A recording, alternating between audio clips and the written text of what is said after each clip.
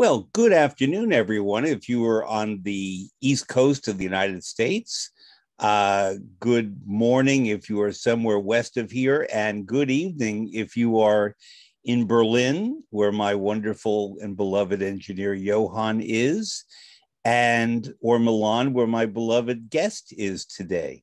I should tell all of you up front that whether it's New York, Berlin, or Milan, someone is having issues with internet connectivity and so on. So you may find that there are moments in which I or my guest sound a little drawn out. We are anything but drawn out, but I ask for your indulgence. So welcome to Fred Plotkin on Fridays on IDAGIO, the place where classical music happens. IDAGIO is a video and audio streaming platform dedicated to supporting artists and making classical music and opera available to fans all around the world. And today the subject primarily will be opera. And my guest is the wonderful Madelyn Renée, opera singer in Milan, originally American, but I would say now Italian by osmosis, by adoption, perhaps by citizenship. Madelyn, welcome. All of the above. Welcome. Buonasera. Buonasera. Buonasera, Fred. And thank you. I'm delighted to be able to have our chat this evening. And I hope I'm not the one that has the drawl here, the Southern drawl. No, neither of us have a drawl, but we actually we have to come up with the proper term for streaming lag. It's like jet lag, Zoom lag. But whatever it is, we will make the most of it and the best of it. But we hope. Greetings. Thank you for inviting me. Sure. I'm going to start by introducing Madelyn just very briefly. She and I met actually in the 1980s in New York when I worked at the Metropolitan Opera. Madelyn sang there. Madelyn was there with an important singer who we will talk about. And we knew each other, but we didn't get to know each other all that well, because part of my job was helping singers who had particular needs or issues, and you didn't have any issues. So, and nor did the other singers. I mean, the other singer, we'll talk about this person in a moment, was a close friend of mine. So if he had a need, he just called me up. But therefore, part of my job as performance manager was not anything that you had to benefit from. But we have come to know each other again in more recent years and become good friends, I'm glad to say. And you were born in Boston and you studied singing at the Juilliard School and did really well there. I know that. And you made your professional debut at San Diego Opera singing Mimi in La Boheme. And who was your tenor? Well, he was that tenor, Luciano Pavarotti. Okay. Not a beginner. I was making my debut, and he was already famous. An established artist. So we'll talk about Luciano in a bit, but I want to say that Madelyn has sung more than 35 major roles in many of the major opera houses of the world: La Scala, Paris, Vienna, Sydney, San Francisco, many, many more. I don't want to leave any out, but there are many. But there's a distinguishing thing about your career that I find just really wonderful that I do want to talk to you about. We can talk about that now. You sung in so many Italian opera houses. And the only other artist who I've known personally who sang in so many Italian opera houses was the late, great soprano Daniela Desi. She and her partner, Fabio Miliato, although they were international stars, he still is. She unfortunately died. Made a point of singing all over Italy in small theaters at a time when many Italian stars went abroad or would only sing at La Scala, maybe Florence, Venice, Rome. But Italy has a magnificent tradition of opera in the province, the provinces. And there are wonderful theaters throughout the country. Many of them are small, many of them are very beautiful, from the 18th, the 19th, sometimes the early 20th centuries. And you've sung, I mean, I looked at the list in places like Cosenza in Calabria, which is a beautiful town, and I know that theater. And when we think of Calabria, we think of certain operas that are sort of, we would think of them as tomato sauce and garlic scenting the operas, but real Italian passion and audiences who are genuinely animated by what they're seeing on the stage. Compare that, say, to Milan, which has a very sophisticated, cultured international audience. And if you go there, or Pisa in Tuscany, or Livorno, or Genoa, or Lecce, or Foggia in Puglia, these are all places that have glorious traditions, many of which have produced great singers and composers. So therefore, they feel connected to their local singer or composer. Would you talk about what it's been like in your long and illustrious career to sing all over Italy? Because the only other person I knew this way was Daniela De C, and she and I discussed that in the past, but I'd love to know about some of your experiences in, I don't want to call them provincial because it sounds like they're bad. What I mean by provincial is they're in the provinces of Italy. Well, first of all, I love Italy. I've always loved Italy, and I know you feel the same way about it. So it was when I decided to make my home here, I came over in the late 70s, and part of that has to do with Luciano Pavarotti, which we will talk about. And I had the chance of working with some wonderful coaches early on in my career. You know, Antonio Tonini, Roberto,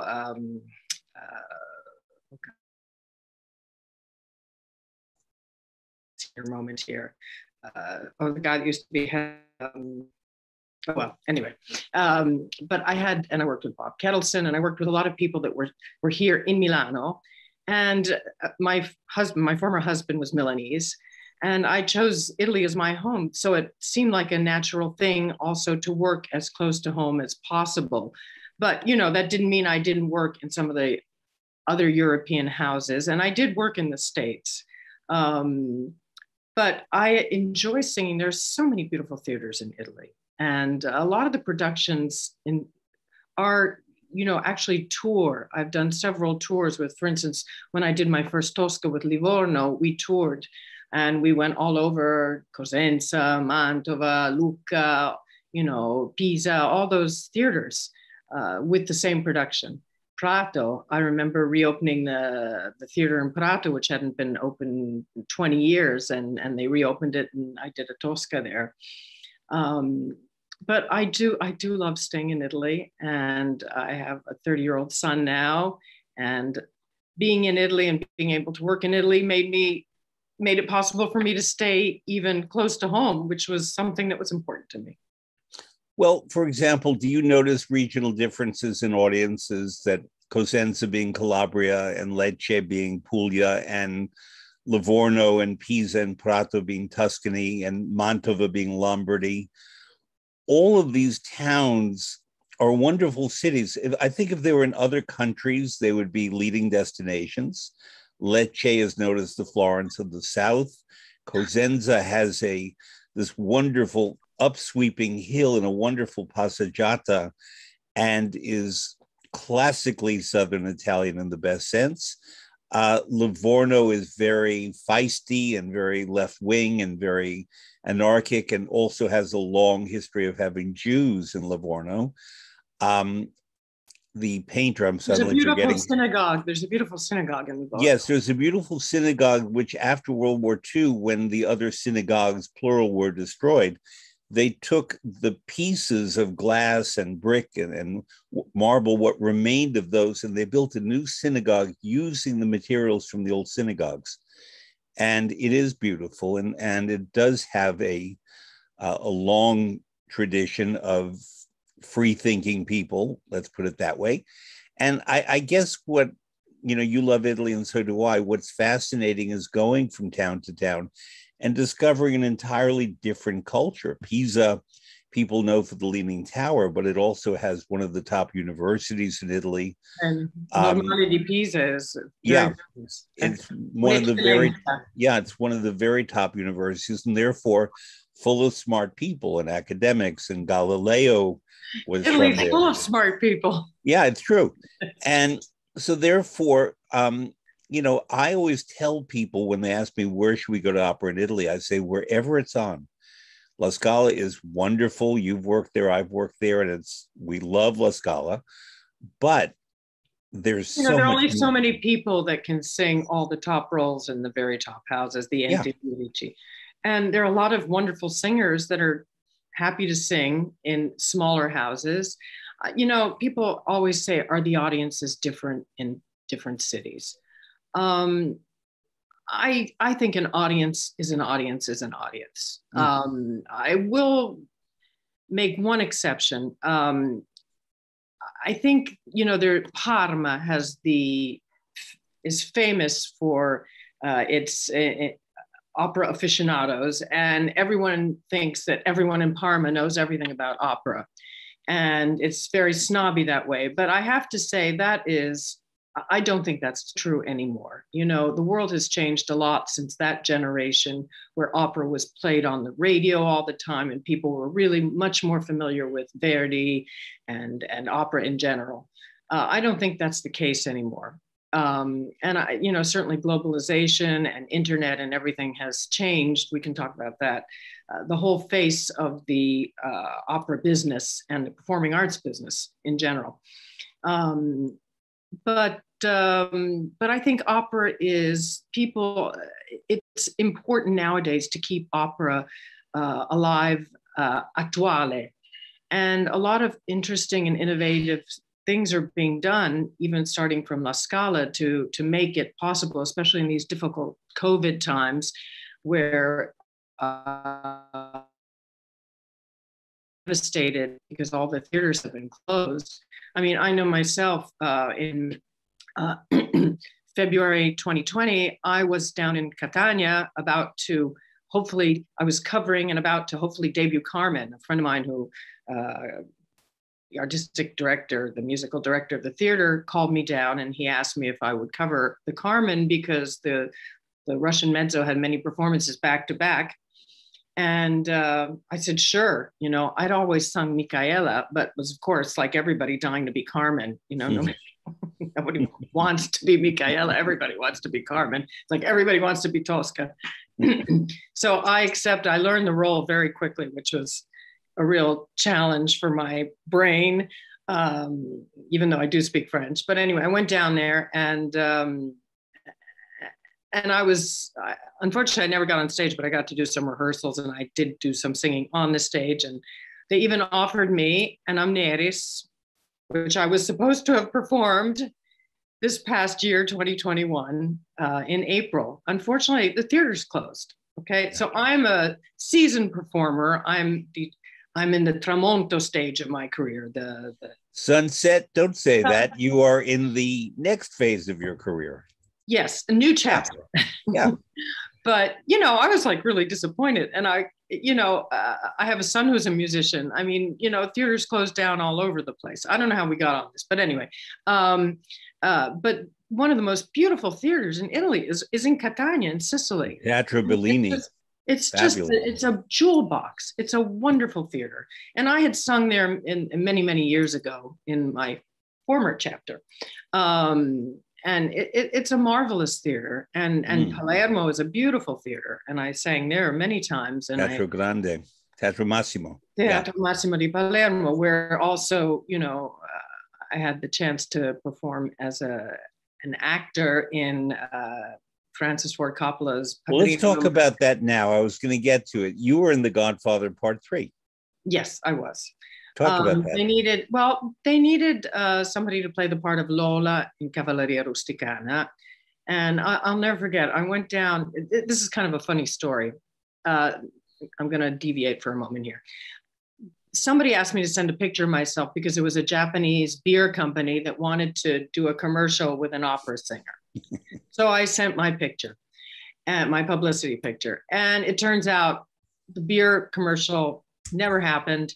But my photograph was lying around in an office when somebody walked by who was involved in the casting of The Godfather. So they saw my photo and they said, can we call her and can she come down?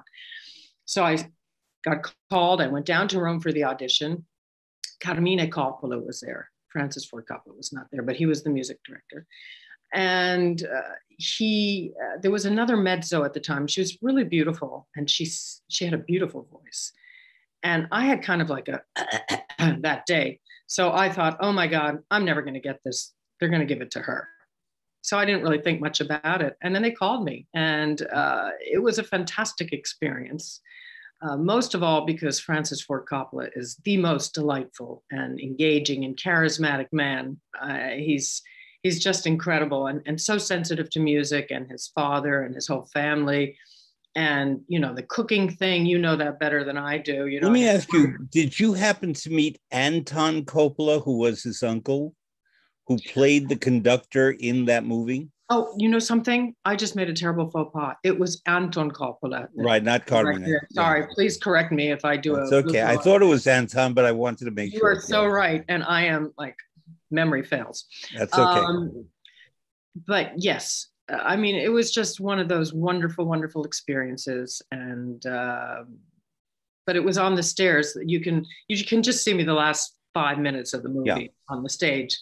But it was very exciting, and we filmed at night, and we were on the steps of the Teatro Massimo, which at that moment had been closed. I remember my first engagement in Sicily was at the Teatro Massimo in Palermo. I was singing the Widow and the Merry Widow. It was a summer operetta season, and they do it in the Giardino della Verdura, which is a beautiful sort of park near the center of Palermo. It's an outdoor theater. And I remember they were just closing the theater at that time for the renovation, which lasted about 20 years. Mm-hmm.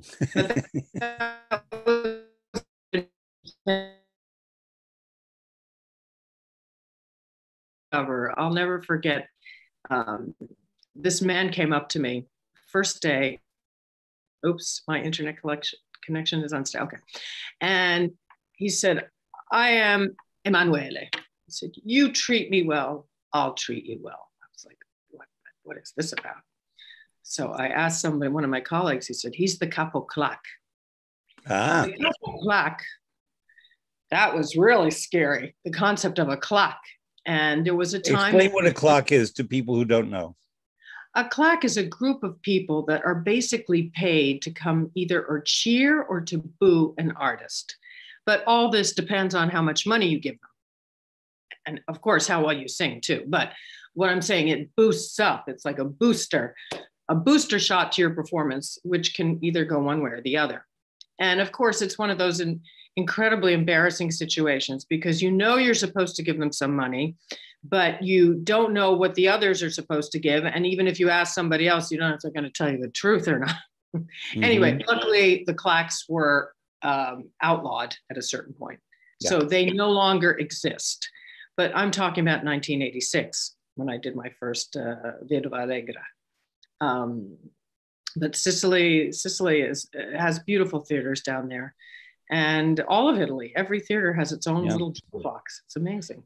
Well, I want to ask you, I knew Anton Copolla, who died, I think he was 102, 101, something like that.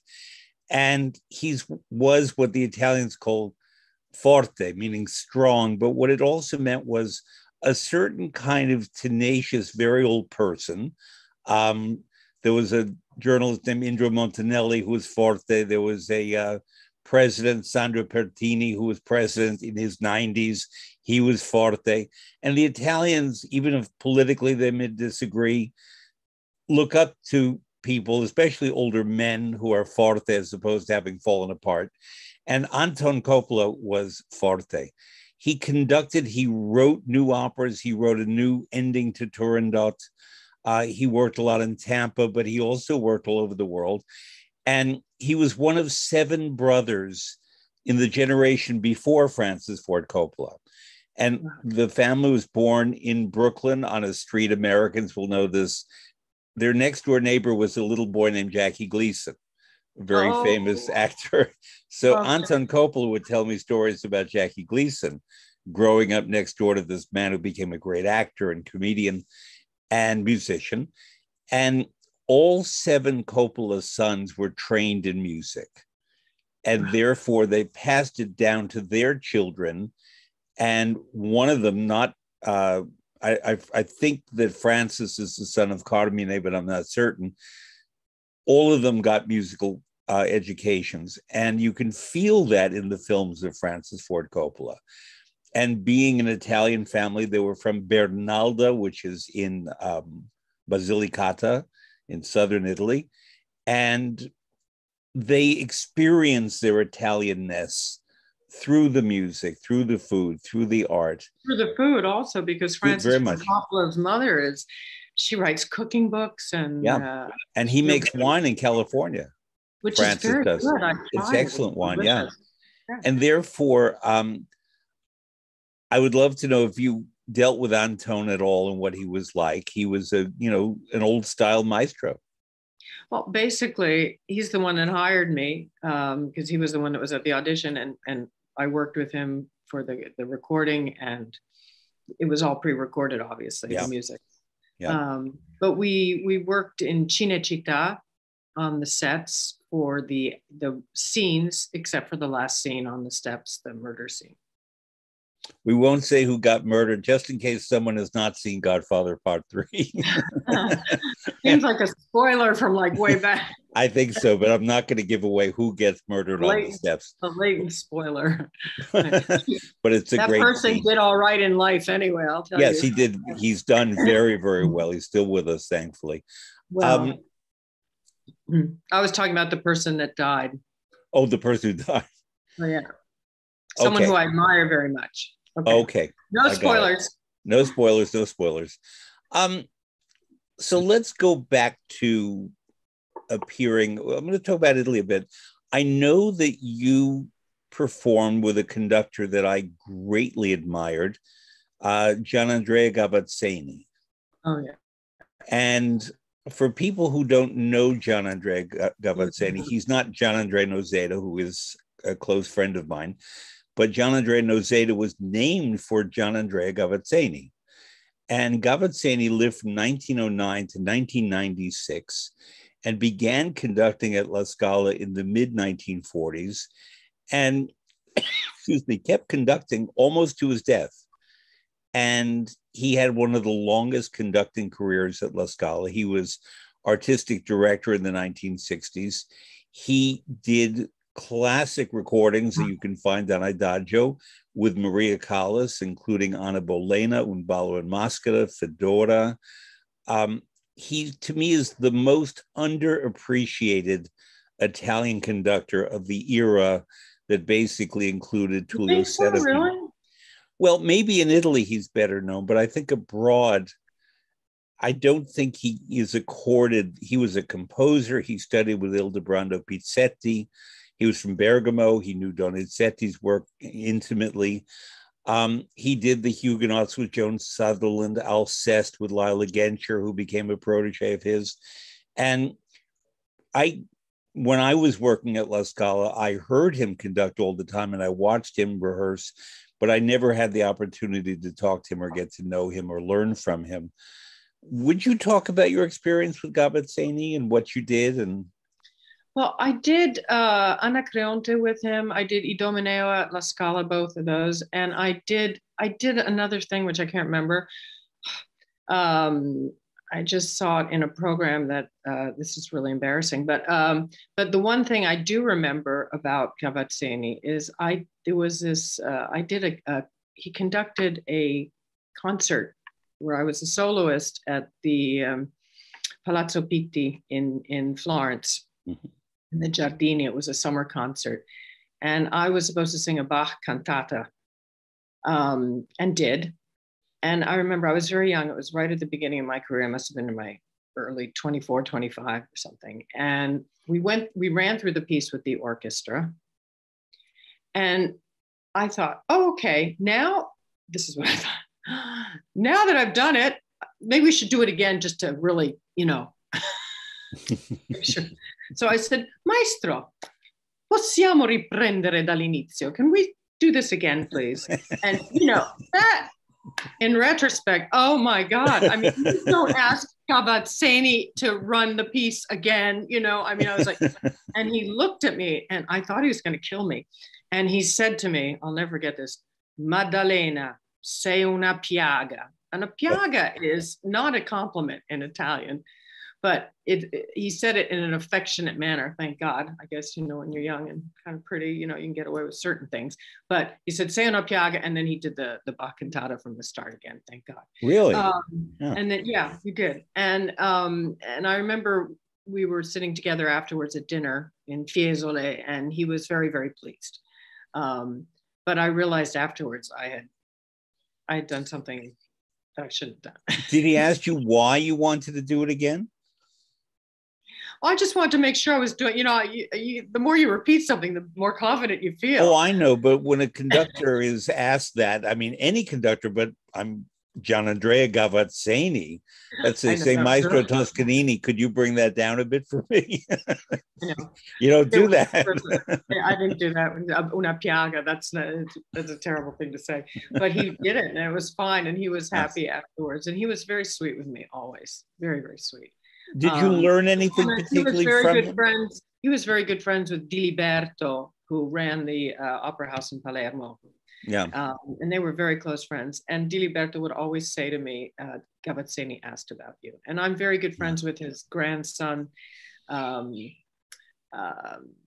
Giovanni, who I met when Luciano was doing Ballo in Maschera in Firenze. Giovanni at the time was 17 years old, and he was adorable. I mean, he kind of looked like an actor. He still does. And he's very much, he's a journalist. He's an opera journalist. I'm sure you probably know him. By name, I don't know him. Have stayed in music. Does he speak English? Yeah.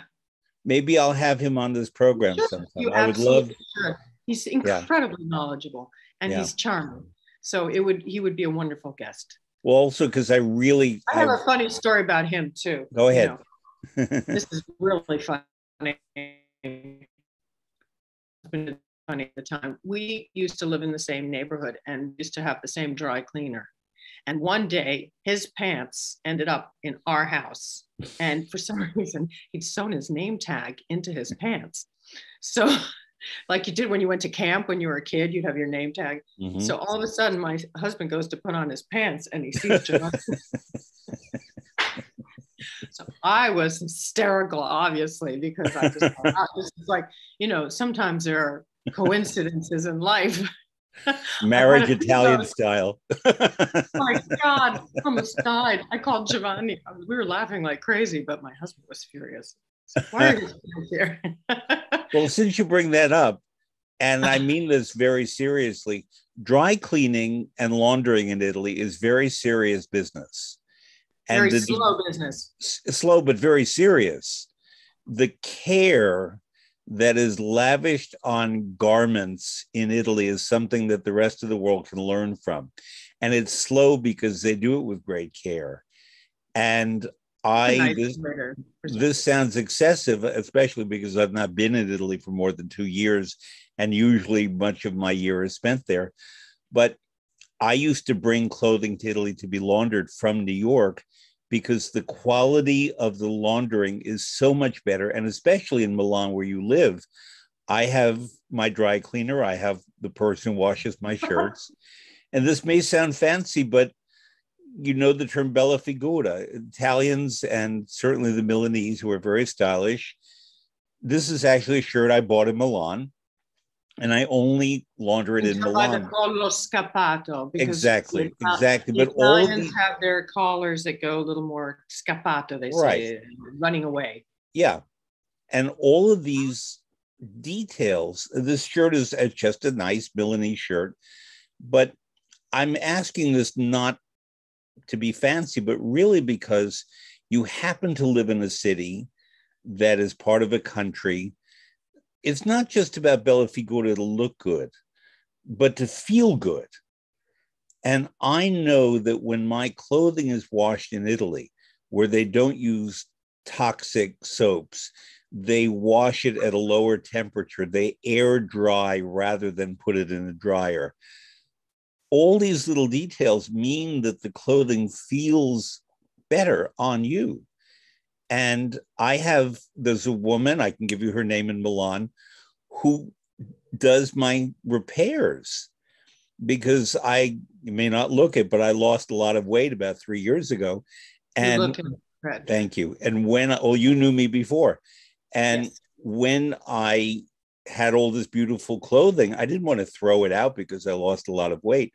I brought it to Milan and I took it to Maria, and she measured me, and I left the clothing. I had a lot of work in Italy. I was there for 2 months, and I came back to Milan 2 months later, and she handed me all of my new clothing, so to speak. You don't throw things out in Italy. You do things in a way that they're meant to last. Even now, where there's more affluence, there's a memory of not having. And women I knew in Milan when I was a student there, so we're talking 40 plus years ago, would go to a dressmaker and bring fabric, and they would have their dresses made. And assuming they more or less stayed the same size, they would still have these dresses 40 years later because they were made with such care. And I see this represented when you go to the scenic shops at La Scala and the garment shops, and where they make the wigs and the shoes and the costumes.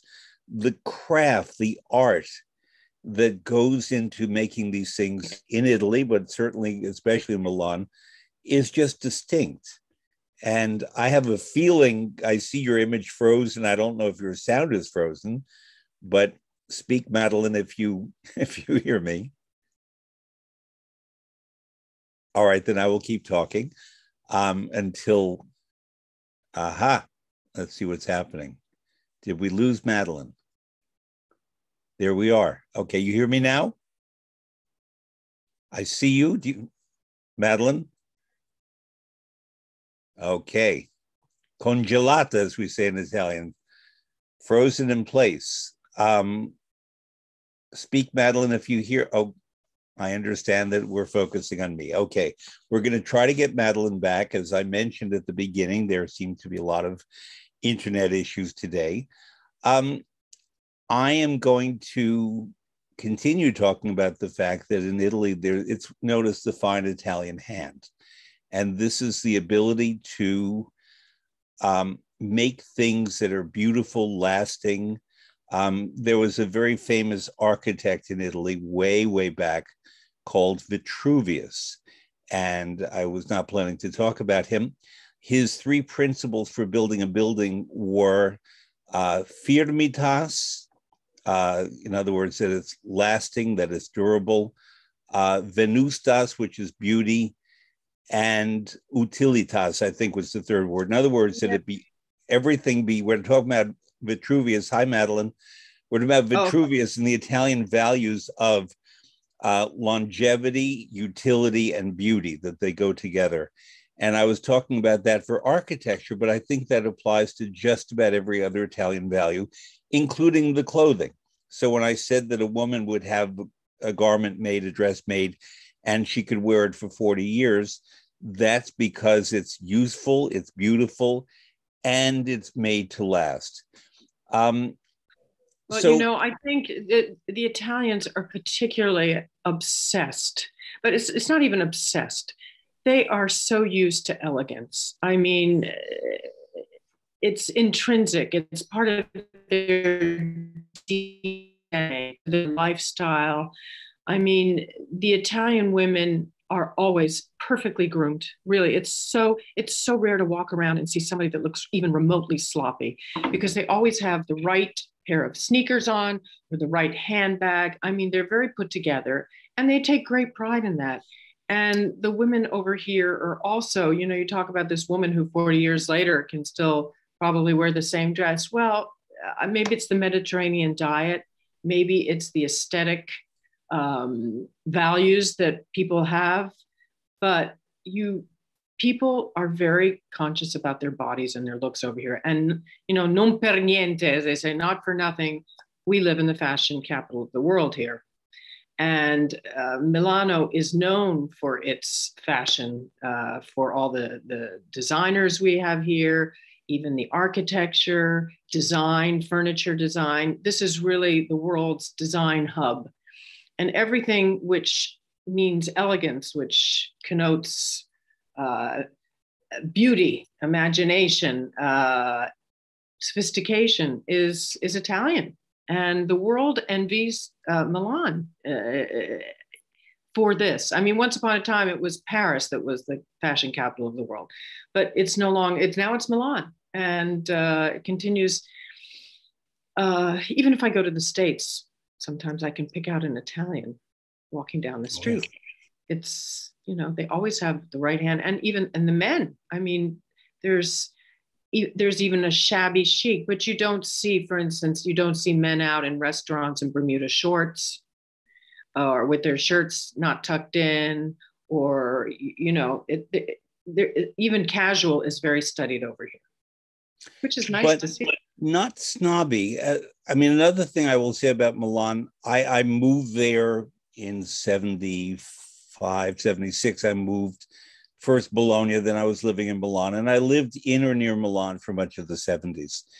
And I worked at La Scala, and I also had a job as a stringer for Newsweek magazine, the stringer being a correspondent who covers local issues. And the two main things that I covered in the late 70s in Milan were the rise of Italian fashion, the young people like Armani and Fede and all the other families, but also terrorism, because those were known as the Anni di Piombo, years of terrorism. Aldo Moro had been kidnapped and murdered, and there were the Red Brigades. And I remember being on a streetcar in Piazza Corduzio, which you know, and terrorists came on and they said, everybody get off the streetcar, and they blew it up in the Piazza Corduzio. And Piazza Corduzio is a 5-minute walk from La Scala. So I did the walk to work, and we heard the sirens and the police come. And then I walked through a fashion show that would happen to be filming on the street. And it was just such an odd juxtaposition that the city was dealing with real political issues, because Milan, let's not forget, being the financial capital of Italy, Lombardy, its region, is the wealthiest by far. But it has also been a great political center of good politics and not good politics. There's a piazza called the Piazza delle Cinque Giornate, which recalls, I believe, 1848, where there was a siege in Milan. And Mussolini was working in Milan. He was not from there. He was from Predappio in Emilia-Romagna. But he ran a newspaper there before rising to power. He was strung up in Milan at the end of his life with his mistress, Clara Petacci. And Berlusconi is from Milan. I'm forgetting his name, the socialist before Craxi was from Milan. And all these people, left, right, and center, were politically corrupt. And so Milan has had a massive impact. The Milanese like to blame the Romans for corruption. And I always say to my Milanese friends, it's in Milan too. It's just chicer corruption in Milan. But it's a fascinating, complex city. Another good thing I'm going to say about Milan, and I have many good things to say about it, is that when I lived there, when you moved there, it was horribly polluted. It had some of the worst air in Europe, along with Athens, and it was industrial. And there was a place called Seveso, which had all this junk went in the air. It was really a toxic place to live, and the buildings were all tarnished. But the Milanese, through the years, have been very forward-thinking about improving the environment. And in 2015, they did a World's Fair that was based on sustainability. It was really the first international event. And I was there a lot that year, working at Scala, but also speaking at the World's Fair, La Fiera. And for that, the city planted many, many, many, many trees. They built a district called the Bosco Verticale, which are skyscrapers that are completely covered with plants. You know it well, Madelyn, I'm sure. And these I'm walking plants, from my house, yeah. okay, these plants have cleaned up the air. And I remember that there used to be smog all the time. Now I can see the Alps if Well, I'm facing still, the right there's way. still smog. COVID, one of the good things that happened during the lockdown was that the air all of a sudden just had a huge improvement because people were not driving around. People weren't, Expo in 2015 had 22 million visitors. Yep. Milan has become since then a real happening place. We talked about this when you were kind enough to invite me to speak to a group of your the tour that you did of Milan a couple of years ago. It's hard to believe it was 2 or 3 years ago at this point. But Milan is the media capital of Italy. Also, I mean, all the Mondadori, Rizzoli, all the big publishing houses are here in Milano. It's the financial capital of Milano because all the stock exchanges here. There are 7 universities. There are galleries, and it really is. They say an isola felice. It's a very industrial city. I don't want to talk about corruption because corruption, unfortunately, is rampant all over the globe at this moment. Oh, yes. And if you get me started, we're going to be here for hours. So we better get back to opera and stay away from corruption. But Milan is such an enjoyable place to live. I feel very fortunate to be living here, and I love this city. I wouldn't want to live in any other city. There's a quality of life here that's hard to find anywhere else. The Milanese are very proud. And I mean, we've been stuck with, they have built and they're building, and it's practically done. It was promised that they would finish it in 2022. A whole new subway line, which connects the center of the city to the airport. And it's, and we've had streets torn up now for years, but the Milanese, they don't complain. We're all very patient because we know that anything that makes our city better will improve Milan's image also on an international level. And there's more tourism in Milano these days than almost in any other city in Italy, including Rome. And the restaurants that have opened up, and even the cleaning up of the city. I mean, I never see garbage anywhere here. It's fantastic. Just a little more about Milan. When I moved there was the red line and the green line on the subways. And I always loved that the green line went to the town of Gorgonzola, where the cheese was from, and that made perfect sense to me. In 1990, they added the yellow line, which cut through a different part of the city, and that was for the World Cup. That was the Soccer World Cup. But now there are many, many lines. And I, who live in New York, where it took decades to build a few stops on the 2nd Avenue subway, when people say to me, oh, Italy, they're disorganized, they can't do anything, look at what Milan has built. The whole infrastructure of transport in Milan has changed radically and for the much better. And the skyline is changing too. The skyline is changing. But I also want to mention, this brings us back into opera and La Scala, Claudio Botto, who was my hero, one of them, but really on my short list of heroes, and through whom I met our friend Luciano, and who taught me so much on so many things. When he died, what he left in his will as his wish was that 90,000 trees be planted in Milan to clean the air. And I think they're gradually doing all the planting of all of those trees, because he knew that that would be a better legacy than just about anything else. So, should we talk about Luciano Pavarotti? Of course we can. Okay. Tell us how you met him and your work relationship with him.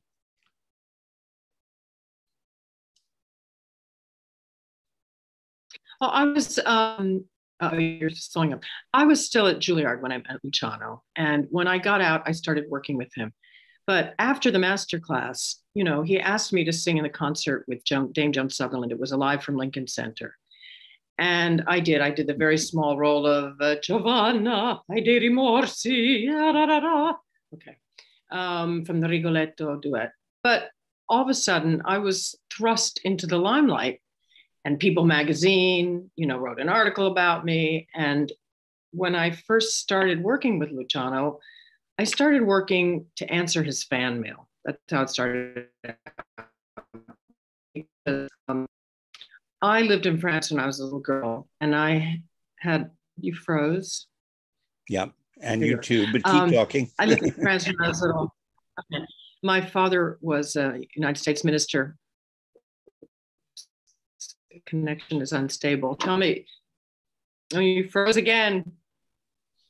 I'll just stop. Keep talking through. I'll just stop. So no, my father was United States Defense Minister to NATO, and we lived in Paris in the 60s. And I had all my primary teachings in French, so I learned to speak. I was completely bilingual in French and in English, and I studied. I went to Cornell for a couple of years before I ended up at Juilliard, and then I transferred out because I really wanted to go to Juilliard. That was my dream.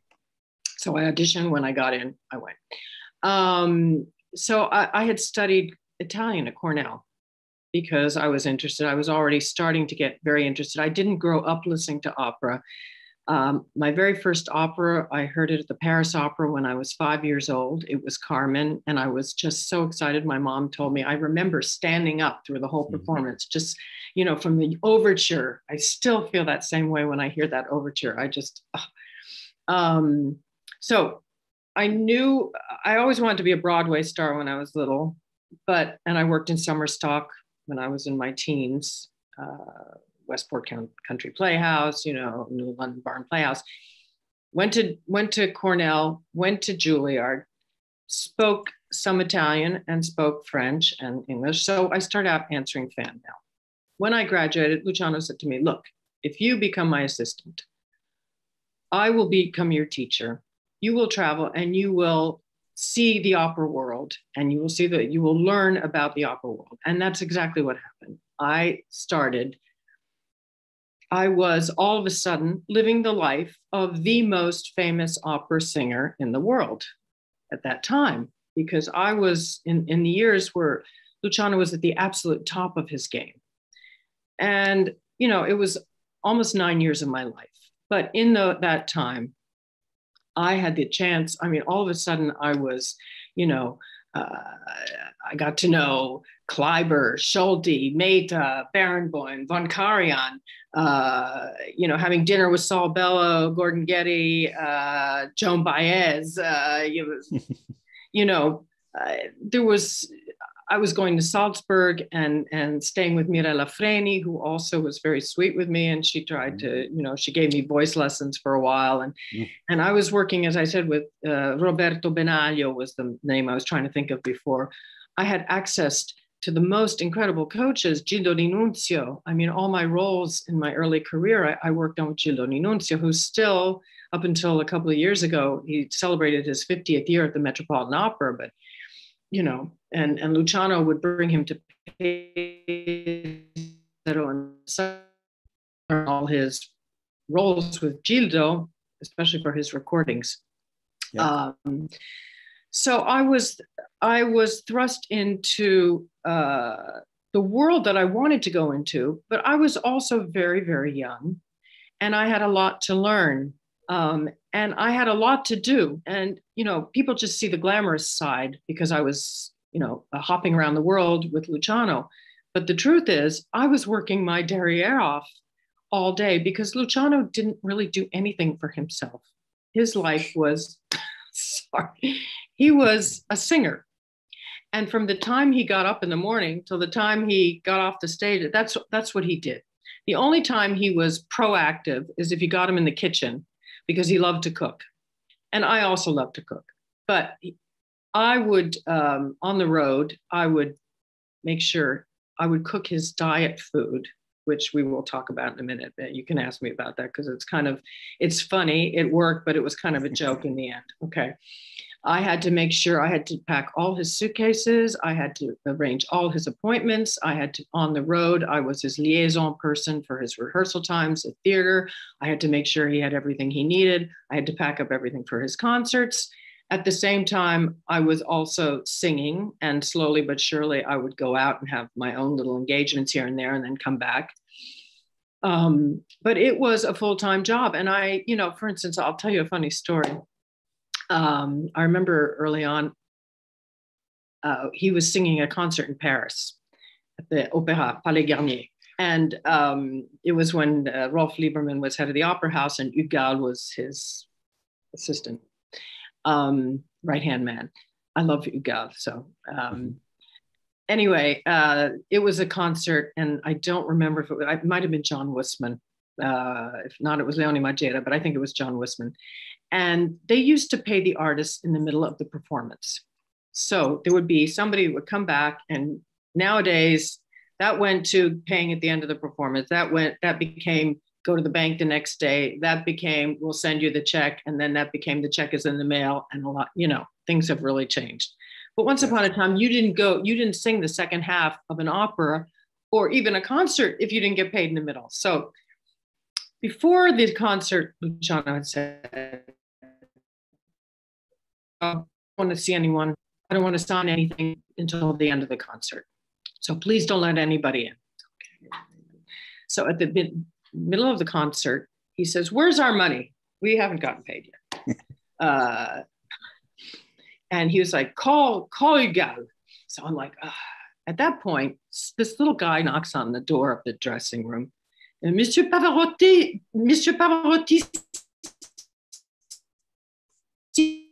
And I thought, oh, no, he's come at the wrong time. He wants an autograph. No, il peut pas signer. No, he can't sign right now. No, mais signer. And then he said, je suis le caissier. Well, my French was very good, but when I was young, I didn't know what the caissier was. So I sent the guy away, right? And then the guy came into the dressing room and he said, "Oh, I don't know, Luciano. I don't know what has happened here. Don't worry, blah, blah, blah, blah." And at the end of the concert, backstage, as Luciano was taking his bows, I see this little guy that had been knocking on the door, and he's looking and he points to me like that, like she's the one. And I realized I had sent away the guy with the money. So Hugues was furious. He came over to me and he said, "Vous avez ruiné le concert, vous avez ruiné le soirée." You ruined the concert, you ruined the evening. And I was like, oh my God, I was like petrified because I had no idea. And then, of course, we went to dinner afterwards and I was sitting next to Hugues, who is the most charming man in the whole world. And, a few months later, Luciano was singing at his theater and I did an audition and he said, Luciano, she's better as a singer than as a secretary. And I sang for years in his opera house. He hired me for like 5 years in a row, but, I had a lot to learn. There were television interviews, there were rehearsal needs. There were all sorts of things that I had to handle. And I'll never forget the Med Tour in 1979, 1980. I mean, oh my God, Charlie Rieker, we'll never forget. Luciano had 27 bags. You can talk about Charlie or I can. Okay, you go first. Okay. Charlie Rieker was artistic administrator at the Met. He was married to, I'm forgetting her first name. Lavanda Toscanini. Clava. What was her name? No. She was the daughter of Fausto Clava, the conductor, a grand old Italian conductor. I don't know if his first name was Vali Clava. I'm blocking her name. Vali was her name. Yeah, but Clava, not Toscanini. Toscanini okay. Was married to Vladimir Horowitz. But Fausto Clava, and therefore, opera DNA going back centuries. And Charlie had a very broad New York accent, and he would talk like this. And he was a wonderful, beloved man. I adored him. And one of the many great things about Charlie was if he knew that you could do the job, he didn't micromanage you. And he kept his effort and his energy for the people who really needed either supervision or help. And my working relationship with him was such that he would just say to me, "I know you can do this. And if you need anything, you call me, but otherwise you're on your own." And that was a wonderful way to work with someone because he was also a teacher. He was a real sweetheart in my experience and much loved. So talk about Charlie Rieker. No, he was incredibly sweet to me and sympathetic because he knew. And, as soon as, I would have pots and pans Luciano would want us to cook in the room so I could make his diet food. And we had all these plastic containers. And he would like this. I used to make this chicken teriyaki that he liked, and he would eat it cold. And of course, I would make all this diet food, hours in the kitchen. And then as soon as he got to an after dinner party, he would eat and drink and the cake and, everything in sight. And I would be furious because after a week of, all this dieting and cooking and running out to the grocery store, as soon as you got to, there was a Met tour that we were on. We went to like 5 cities in 2 weeks, 27 bags. And Luciano would say, this was before 9/11, you could call up the airlines. I used to be able to call up the airlines and say, Mr. Pavarotti is coming and he has a lot of bags, and will there be somebody there that can help us with the bags? Because he didn't want to pay the overweight. So I would have to sort of charm my way into getting him through the overweight. It would have been for 27 bags, It was it was quite an experience. Well, I remember when he went to China for the first time. Did you go? Were you still working with him? I did go to China. I sang the Nozzeta in China. Okay. Yes. And I remember all the food preparations that had to be done to go to China, because you said he liked chicken teriyaki, but I also know that he liked Giuseppe Verdi when Verdi went to St. Petersburg to compose La Forza del Destino. Verdi brought a train car full of prosciutto and parmigiano and water. Fred, that Italians, up until very recently, when I first came to Milano, there was only one Japanese restaurant in Milan, and it was right behind La Scala. It was called Suntory. Now, on every corner there's a Japanese restaurant. But if you had said to anyone in 1980, would you eat some raw fish? They would have Italians wouldn't eat anything except Italian food. Bergonzi used to come with a suitcase full of culatello, cheese, pasta, because up until the 80s, you could not find really good Italian grocery stores in New York. Even all the prosciutto and everything, it wasn't the same stuff as you could get. Yep. So everyone would arrive with their own food, including Luciano, Yep. Nowadays, of course, you can't get away with any of that stuff. So I'm wondering about the preparation for eating in China. So we had there was a bohème, and he invited like 50 people from Modena. We were on a private chartered jet to go to Beijing. And he invited this restaurateur named Zeffirino, who was famous for his pesto. From Genoa, it's still there. Is it still there? It's still there. Yeah, it's in Genoa. Zeffirino had pictures of Frank Sinatra on the wall. I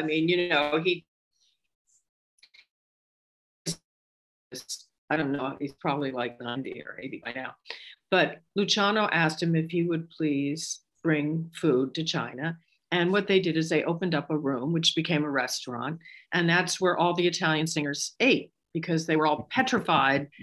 God forbid they should eat anything Chinese. I was thrilled because I love Chinese food. So, but, China was very different in 1986. It was before Tiananmen Square. It was a totally different thing. There was not one skyscraper in sight.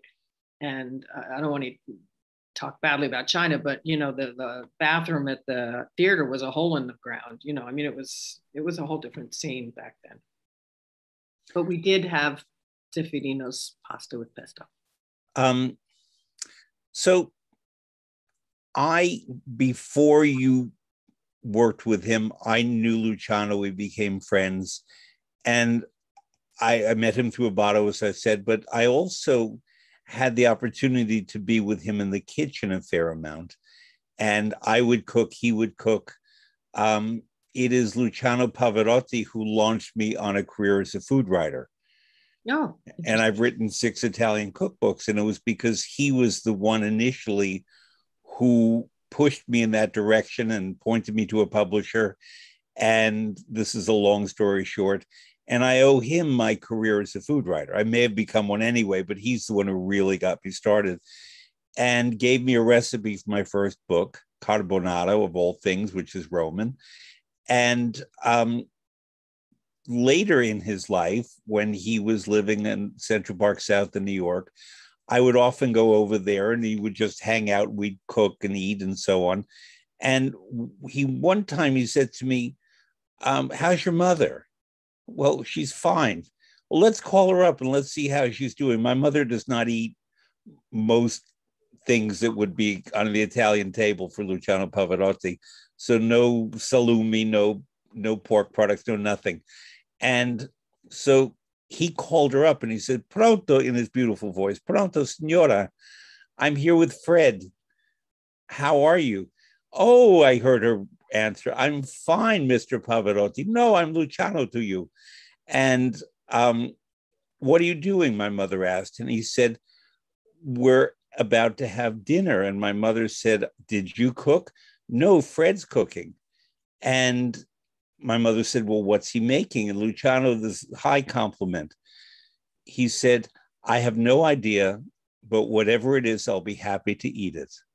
That's one of the best compliments I've ever gotten from anyone ever, because he knew food, not just because he was a large man and had appetites and so on, but he genuinely knew and understood food very, very well. I guess I should be flattered he liked my cooking.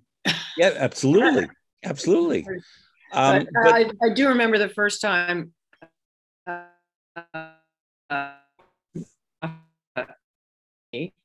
I said, oh, I know how to make pasta and I know how to tell when it's ready. And this is almost as bad as telling Gavazzini. And I said, when it's, here's me telling an Italian how to make pasta. I took the fork and I took a string of pasta out of the pot. I said, you throw it up against the wall. And if it sticks to the wall, it means it's ready. Well, that's not, but anyway, getting back to Luciano.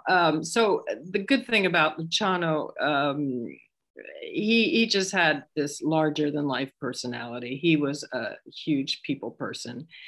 And I learned a lot from him also about dealing with people, because he always made everybody feel very, very welcome. He was a friend to all. After concerts, he would take hours and hours to sign. And he was a wonderful colleague. And I noticed that was one of the things I really appreciated about him. He taught me to be a good colleague. He taught me humility above all, because he was very humble, even in terms of his own art. He taught me something very important. He always said, you're as good as your last performance. And that is so true. And that's one of the reasons why he was always so nervous, because with all the pressure that was on him to be the Pavarotti that he was, he knew that he was as good as his last performance. I had the honor and the privilege of singing with him many, many times. We did operas together. We did a lot. He would throw me out in concerts, and that was really, really nerve-wracking, because I would never know when or how, and I'll get to that in a minute. But he was a very severe teacher, relentless, and he would get very angry at times. And, I can't tell you how many times I burst into tears or was furious, because he would make you repeat, repeat, repeat. When I debuted La Boheme with him in 1980 at the San Diego Opera, we started working on the role a year before. I mean, he spoon-fed me every single phrase of that opera. So, and we had tried out the duet a couple of times. What Luciano would do, and this is documented because I've told it before and it was written up. Before a concert, in order for him to understand the acoustic in a hall, he would put me up on the stage and he would have me sing. That way he could gauge the acoustic. He knew my voice so well. And it was also a way of me getting some experience on a stage. And also if the director of the theater was there, which they inevitably were, because if you have Pavarotti there for the evening, you have the big brass there. It was a way for me to audition for the theaters. So my big audition pieces were, strangely enough, Casta Diva. From Norma. Which I didn't love singing because, it's just an incredibly hard piece. But Luciano always said, if you can sing Casta Diva, You can sing anything. And I did a Mozart piece always. And another thing, he had a great venerazione for Mozart and the kind of singing that you have to do in order to be a good Mozart singer. The cleanliness of the line, the pulizia della legato, everything, and no portamenti ever in Mozart, ever. Explain what a portamento is. A portamento is when you slide from one note to another note. You can slide either up or down. As opposed to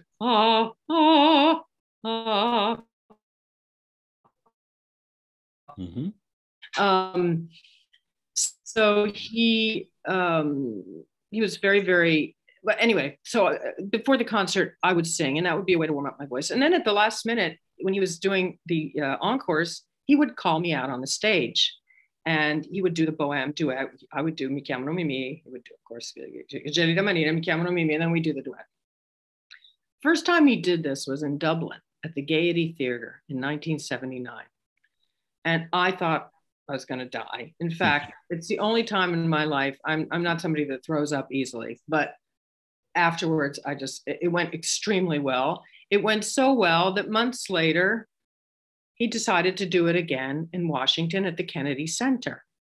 Well, I was dressed in some little afternoon dress, and he had been furious because I'd forgotten his suspenders or something like that when I packed his bag.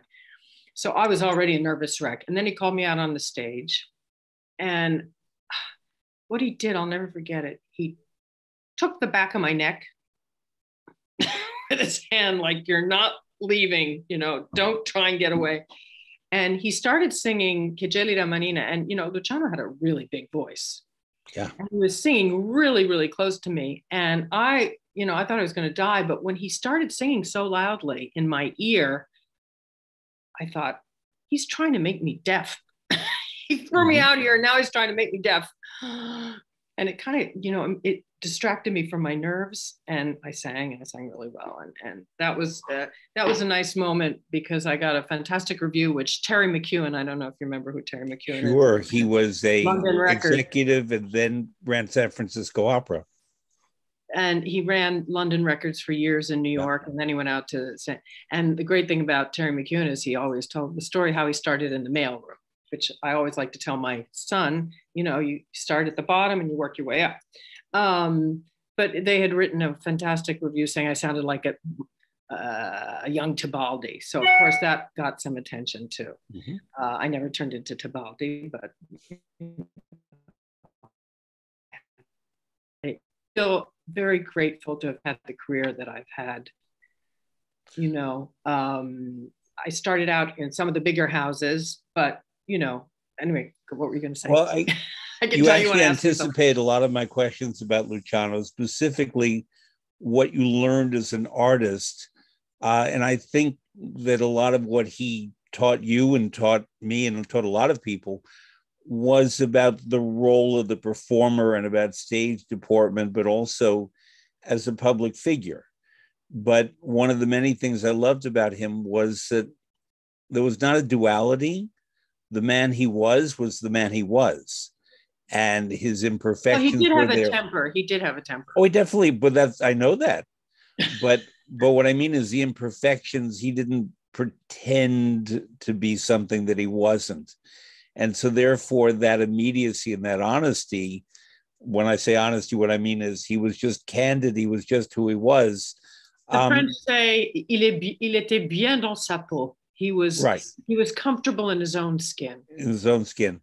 And that's very, very true. I will point out to listeners that Ron Howard did a wonderful documentary with Jeannie Fest and a wonderful team about Luciano that came out in 2019. Madelyn is in it. I was opera advisor on the film. It was a wonderful experience. And if you've not seen that film, I commend it to you. I think it was, in most ways, a very fair and honest presentation of him, including his flaws. I thought it really captured his spirit. I thought it was a wonderful, I mean, I cried through it. And I was sitting next to Joe Volpe, and he was sobbing too. I mean, it was like seeing the old Luciano again. it was seeing the Luciano that I knew. It was, right. Ditto for me. it was And wonderful. so therefore, I mean, I'm glad that you and I got to speak about him today, because he was, you know, a world famous figure, but he was not always known, excuse me, in his complexity.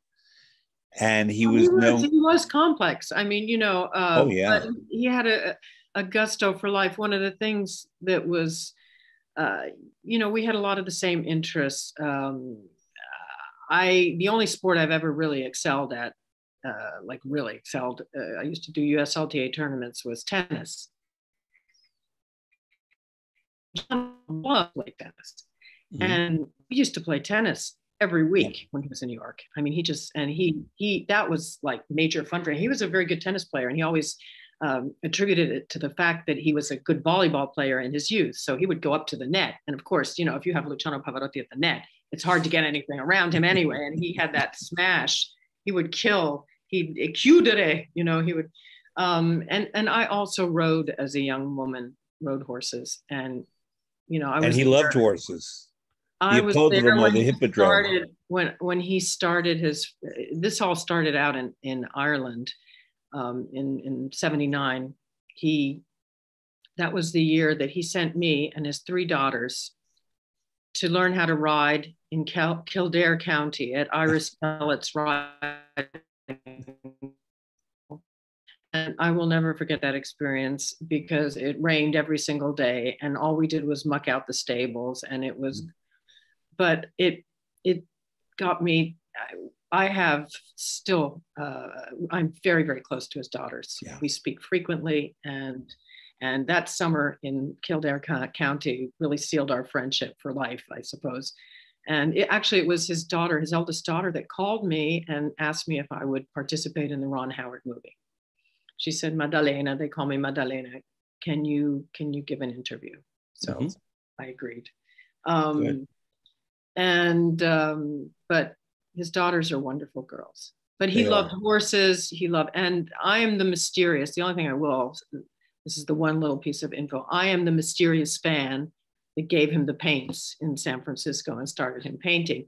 Because I always, when I was young, I used to sell my artwork in high school. And my first couple of years at Juilliard, I worked as a rendering artist. So I've always loved to paint. I do portrait work mostly. And Luciano just loved to paint. And when he started to paint, he just didn't want to stop. I mean, when he became passionate about something, you know, he would stop at nothing. Now the horse thing kind of got a little bit out of hand, because he started buying horses and he started putting horses in as part of his fee. So if he was going to sing somewhere, he'd say, okay, I'll sing for this, but can you get a horse too? And I don't know if people know this or not, but he would get horses as part of his fee. Okay. Of course, Adwa hated that, because she was not into the horses. And, you know, he was a little out of hand with the horses. I do remember a funny incident. I'm sorry, Judy Drucker just died last year, and she was a wonderful impresario. Talk about Judy, who I knew as well, Miami. Oh my God, Judy was just such an amazing lady. Yeah. And I had a wonderful time this year, because her son came to visit with his wife, Julie. And we had a wonderful couple of days together, reminiscing about Judy. She was one of the most courageous women. She started out as, you know, working for a synagogue in Miami, and she became the director of one of the greatest concert series in America. You know, the Miami concert series had all the great artists, everyone from, you know, Horowitz to Stern to Itzhak Perlman to Luciano, everybody. Anyway, but we were riding once in Florida through the orange groves. And I remember I was a little bit ahead. We were sort of galloping. And all of a sudden I heard this terrible thud. So I went back. And because he rode very well. Luciano rode well. I mean, and unfortunately he'd fallen off the horse.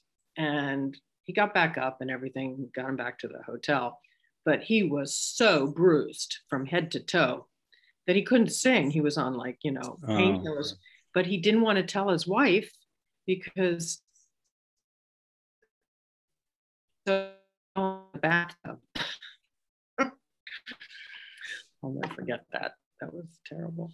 So Madelyn, I'm going to have to repeat that because you froze. Oh, what did I say? So I didn't hear after he didn't want to tell his wife. Oh, he didn't want to tell his wife because she would have been furious, know. But so he told her that he fell in the bathtub. And then he got back on the plane, and I don't think he could move for a week when he even got back to Malta. Well, I remember, and then I want to go to a different topic. I remember that every year, October 12th, which was his birthday, they have the Columbus Day Parade in New York. And one year he was made Grand Marshal, and he wanted to ride. He didn't want to walk in the parade. He wanted to ride in the parade. They got the largest horse I've ever seen. And he rode down Fifth Avenue on this very tall, it was like something from a Roman statue, how tall the horse was. He was so proud of that. Yeah. So Fred, he was so proud of that moment. That was also his birthday, yes. October 12th. But when he would go to London, there was this horse in London. There was a stable, and they had this horse called Sir Harold, who was 18 hands. 18 hands is a huge horse. And he would go riding. We'd go riding in Hyde Park with this huge horse. Incredible. So I'm changing topics a bit because there's something I've always wanted to ask you about that you are, if not unique to answer, you're nearly unique to answer. Because you are an American who lives in Italy, and Italy is a nation where when they do operas in English, they don't have that many native speakers who are qualified singers to do it.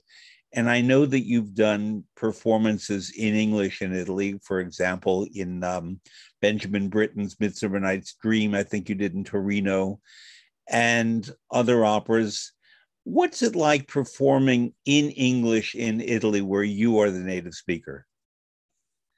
Well, it's easy. I did Street Scene in Turin as well. John Mauceri was conducting, and I did Midsummer Night's Dream. The one experience that was really wild was I did in Palermo, the Teatro Massimo, they did The Mikado.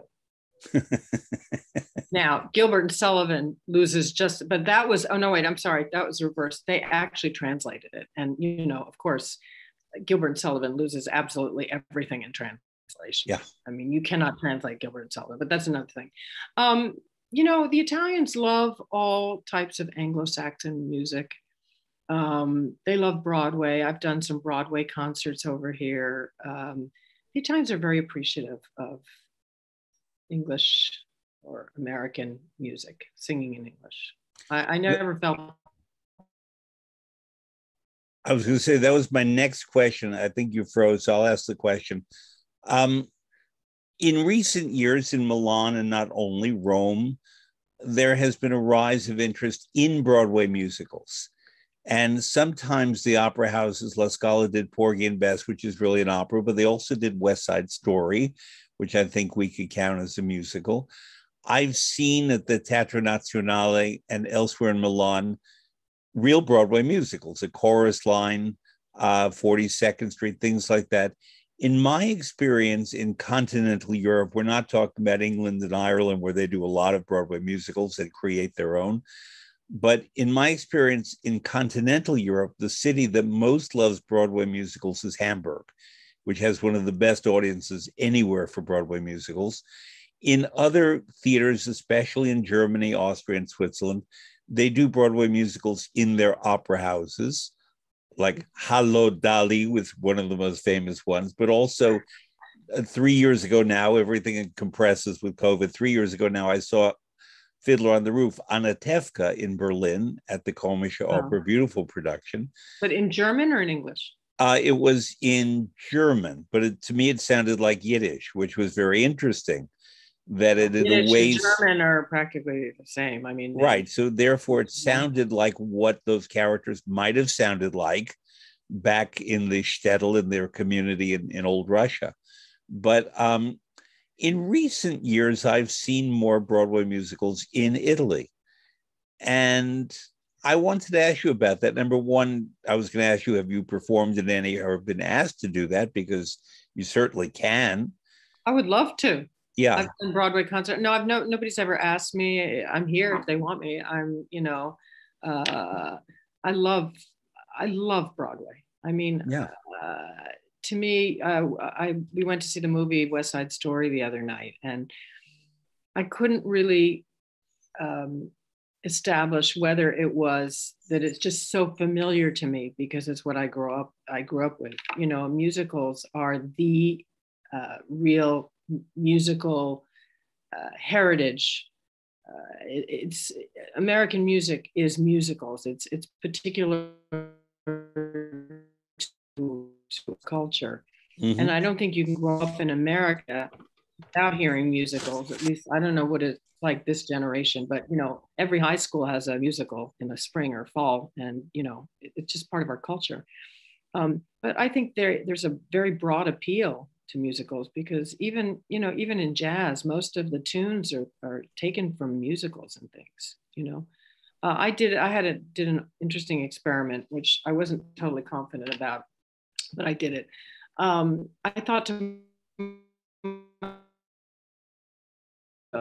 why does jazz always go to musicals for their tunes? How come with all the great opera tunes, how come nobody's ever done a jazz album with opera tunes? So I did one. Uh-huh. It's called Some Like It Classic. Mm-hmm. Some Like It Lyric. Oh yeah. Some Like It Lyric. And I realized when I started to sing, try to do a jazz album, that it's a totally different ear. It's a totally different way of singing. And I felt completely like a fish out of water. And I had new respect. And I found it sort of intimidating because jazz singers, what sounds so natural is not so natural at all. The intervals, everything. I mean, it's just a whole different ear.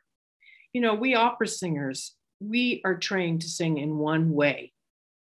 And the way we emit our sound emission, projection, all the things that make up an operatic voice, really kind of rope you into one kind of sound. So if you deviate and you go off into another type of singing, sometimes it feels very strange. Well, I'm of the belief that when we look at the river that is American music, that it began, well, let's say when the country was founded, and there was opera early on in three places: in New Orleans, where there was more French language opera, in Charleston, South Carolina, where they did English language opera, and in New York City, where we had Italian language opera. And especially in New York, because Lorenzo da Ponte, after the death of Mozart, emigrated with his wife to New York City and brought his books, and was the first Italian teacher in America.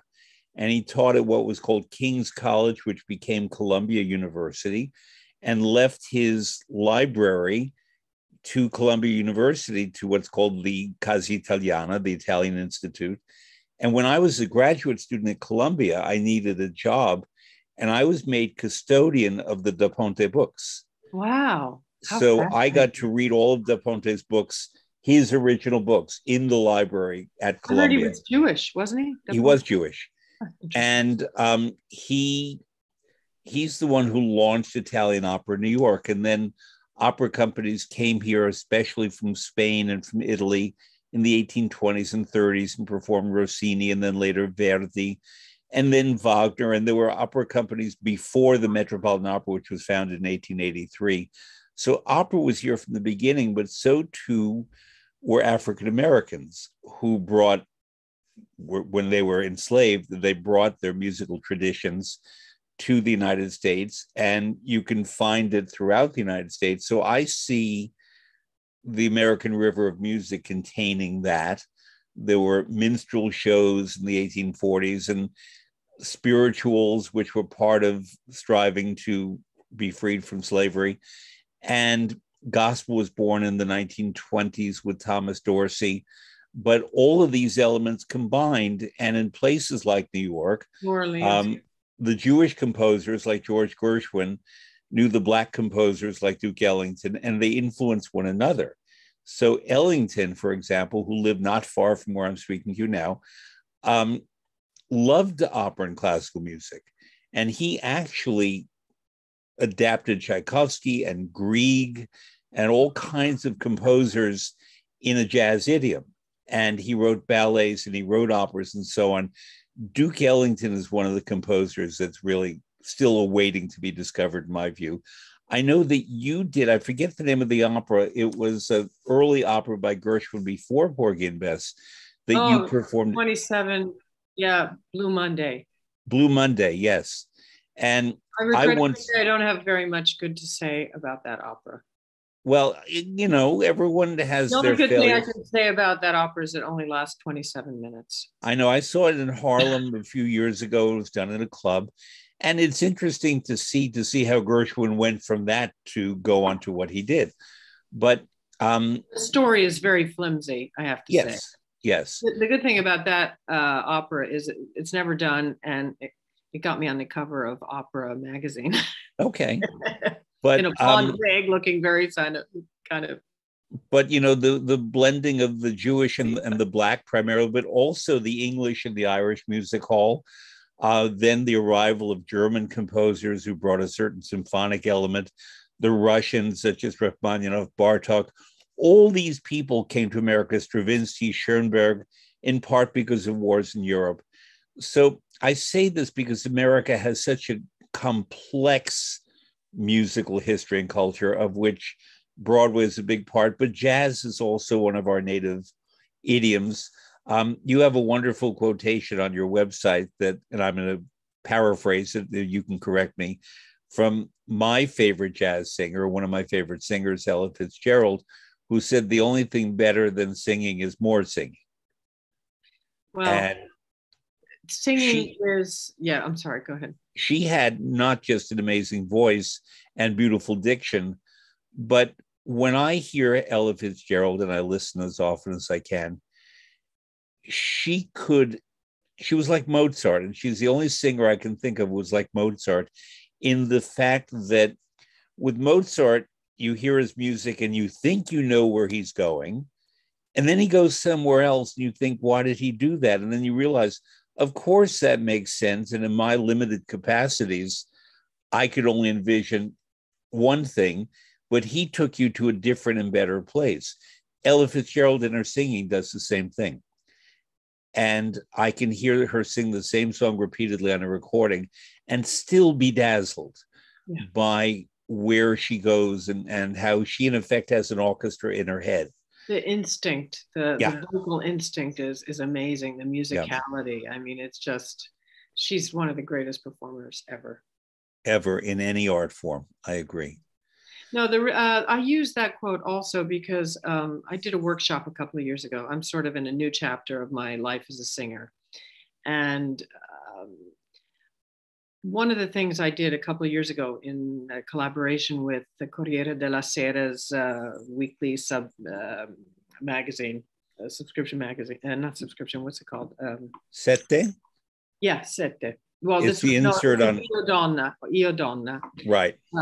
There's a word for it in English. I can't remember what it is. Supplement? Yes, supplement. Thank you. Thank you. A project called Canta che ti passa. You froze. No, I haven't. Canta che ti passa, which is a fun expression. Canta che ti passa means sing and your troubles will go away. You know, things will get better. Because a lot of us, all our emotions and all our tensions collect in our vocal apparatus. I mean, when you call a friend or your mom or anybody, you know exactly what mood they're in just by the tone of their voice, the way they answer the phone, because our emotions are so tied up in our voices, and our voices are our strongest means of communication. And I have noticed over the years that through singing, it cleans me out. It just cleanses me. I still take a voice lesson every week.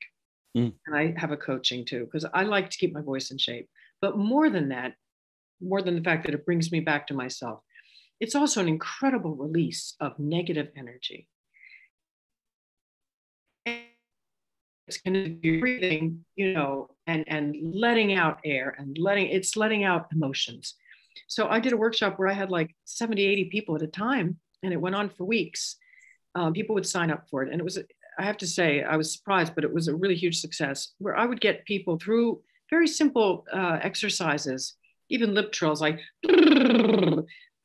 things that singers do, vocal exercises, to get people to release their tension. And by the end of each session, everyone, I would hand them songs that everybody already knew, everything from Frère Jacques to Azzurro, you know, which is a popular Italian song, to Volare.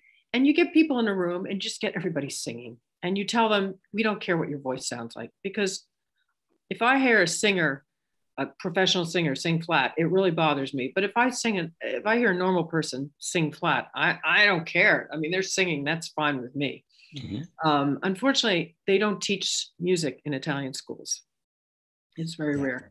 So people don't get used to at an early age, intonando, I don't know how to say that in English, matching up their voice to another voice. Mm-hmm. So harmonizing, they don't get used to hearing other voices. So if you're not used to getting your ear to harmonize with another sound or another note or something, then you feel like you sing out of tune. So everyone would walk in and say, oh, I can't sing, I'm out of tune. But you know, you just have to train your ear. It's not your throat you have to train your ear to hear that. Anyway, it was a very rewarding experience. So I use that saying on my website. And it's also, singing is a fantastic way for bonding between people. It really breaks the ice. And, you know, who knows who has a good voice? You don't have to be born in any country, place, social echelon or whatever, social class or anything, to have a voice. I mean, if you look at some of the stories of singers and how they started out and have risen, I mean, even Luciano himself, he was a kid in the countryside, you know, during the war. Mm-hmm. I mean, everybody has a voice and everybody can sing, and music is the international language.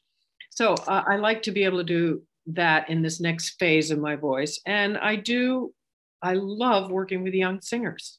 To me, that is the most fun. I just love working. It's so inspiring to me. And I don't teach technique per se. What I do, because basically, I confess, I don't play the piano. I play well enough to get out of Juilliard piano club. I mean, you know, graduate. But so I'm always very self-conscious. I could get an accompanist to come and play, I suppose. But what I like to do is work with singers, listen to the arias, and tell them the little tricks, the little things that make the huge difference. You know, Luciano always used to say, if you screw up your high note, it's not the high note you've screwed up, it's something before. Mm-hmm. So you work with singers and you say, he always used to say also, it's a question of misura, measuring your voice, where you spend, where you save. It's like you economize. So if you spend all your voice in one phrase, it's not that important. Then when you get to the phrase that's important, you're not going to have the voice. So I work with young singers and I say, look, try it a little more this way, try it a little more that way. And just, you know, that just giving confidence, because singing is so difficult. And people don't realize what singers go through to become singers. The work, the sacrifice. And that's one of the things that I learned through my travels, you know, talking to great singers, seeing the lifestyle. I mean, you have to be mind, body, and soul. You are a slave to these two vocal cords. You can't go out to noisy restaurants. You can't smoke. You can't do that. You go to the theater, you go back to the hotel, you need enough sleep. I mean, you live in function of your voice. And all singers do that. All the famous ones, that's all they do. And it's all the same. So that kind of rigor, that kind of rigor, that kind of discipline was something that I learned also thanks to my years, you know, with Luciano, seeing Dame Joan Sutherland, seeing all these great singers, how they live their lives. It's not easy. Joan did a lot of needlepoint. She was the sweetest lady. Yeah, and she did a lot of great All right, needlepoint. talk about, I mean, I had the great honor of working with her a lot in the latter part of her career. And I used to go shopping with her. She liked to buy fitted sheets in New York because American sheets, apparently she didn't have at her homes in Australia and Switzerland or London. And so we would go to a store called Gimbel's, and there'll be this very tall, operatic looking woman coming in with medium height me. And in she called me Fred or Frid in her Australian accent, but in a professional setting, she always called me Mr. Plotkin. And I called her Miss Sutherland, not Dame Joan, but Miss Sutherland. And she was audible in Gimbel's and she was noticeable. And enough people in New York knew who that was that we go into Gimbel's and she'd say, Mr. Plotkin, do you think these sheets are appropriate? And I would say, well, it depends where you're putting them. I'm putting them on my bed, if you don't mind.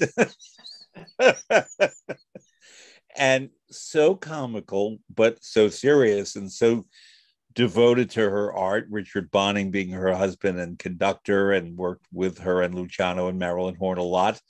And I had the honor of working with him too. Yeah. Talk about Bonning, who I adore. Oh, he was just a true pro, wonderful man, very, very sweet. When I got married, he sent me a wonderful letter, and I would love to go see him. He's still in Les Avants. Yeah, in Switzerland. A few years ago, we had lunch, I suppose, yes, it was in New York on October 10th. And I thought, well, let me invite him on Verdi's birthday to a nice lunch. What I didn't know was it was the anniversary of Joan's passing. She died on October 10th. And we had about a 5-hour lunch in Cafe Luxembourg, and we spoke about all kinds of things. But one of the things he told me that just surprised me was he had never been to Parma. Oh, he'd never been to the Verdi sites. And so I contacted my administrator friends in Parma, and they were very willing to have him come and do master classes, whatever he wanted. And we began to work on that, specifically focusing on the opera I Masnadieri, which he wanted to conduct. But then it just didn't happen. He felt it was a little too arduous. And I always felt bad about that Richard Bonning never got to Verdi's home. He would have loved it, I think. So, something you said a moment ago awakened a thought in my head. I studied singing early on, not with the intention of being a singer. I sort of knew that, but I studied with very good teachers, and I felt I had to know that what singers go through so that I could work as a director and a manager to understand this. But I made the decision not to be a singer, not that I may have qualified, but I made that decision early on. So because I know so many people in my life who are such wonderful singers, I don't really sing. I don't sing at home. I don't sing in the shower. I don't sing anywhere. And you awakened in me this concept of, well, I can sing too, just not in front of an audience. A few years ago, I was invited to do a residency in the state of Idaho in the northwest of the United States, where they have opera companies, as we do everywhere. And I always asked to go to elementary schools and high schools and to speak to children about opera. And in Sun Valley, Idaho, they had about 100 children come, and I did a class, and I played recordings, I remember, of Anna Netrebko and Bryn Tervel, and we spoke about music and what did they feel, what did they hear. And I asked them to have questions, and they were all very good with their questions.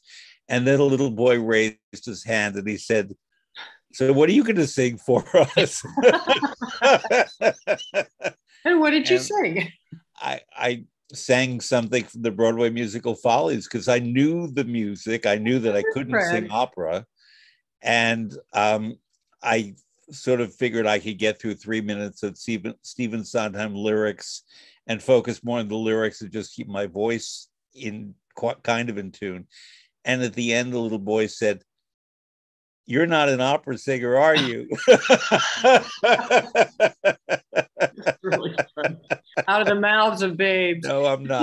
I've also gone to schools, and if you really let out with your voice, like you do when you're on a stage in front of kids, I mean, the sound, even if you go, sometimes I'll get up at a dinner table and sing because people always say sing something, and I'm fine with that.